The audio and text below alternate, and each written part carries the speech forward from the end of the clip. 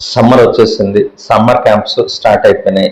పిల్లలు games, swimming ఇవన్నీ చేస్తూ ఉంటారు. సో వీళ్ళల్లో ముఖ్యంగా మనం చాలాసార్లు చెప్పుకున్నాం, ఏదైతే స్విమ్మింగ్ సూట్ వేసుకున్నారో ఎక్స్పోజర్ ఏరియా వీలైనంత వరకు మాయిశ్చరైజర్ కానీ రాసుకోవాలి. లేకపోతే స్విమ్మింగ్ చేసి బయటకు వచ్చిన తర్వాత మామూలు నీళ్ళతో స్నానం చేయించిన తర్వాత వాళ్లకు సన్ స్క్రీన్ వాడుకోవడం చాలా మంచిది.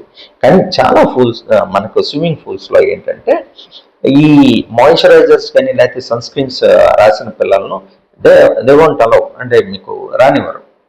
సో దానివల్ల మనకు ఏంటంటే వీలైనంత వరకు ఇంటి దగ్గర నుంచి బయలుదేరేటప్పుడు సన్ స్క్రీన్ రాసుకొని వెళ్ళి అక్కడ ఫ్రెష్ అయ్యి మీరు స్విమ్మింగ్ పూల్లో ఎంతసేపు అయినా ఉండండి, అది గంట, అరగంట, 2 గంటలైనా స్విమ్ చేసిన తర్వాత బయటికి రాగానే మీరు వాష్ చేసేసేయండి. Because most of the times ఏంటంటే ఇక్కడ ఓజోన్ క్లీనింగ్ ఉంటే ఇబ్బంది లేదండి, బ్లీచింగ్ తోటి క్లీన్ చేస్తేనే వాటర్తో ఇబ్బంది అవుతుంది. వాళ్ళకి మాత్రమే ఎక్స్పోజర్ ఏరియాస్లో మనకు స్కిన్ వచ్చి ట్యాన్ అవుతుంది.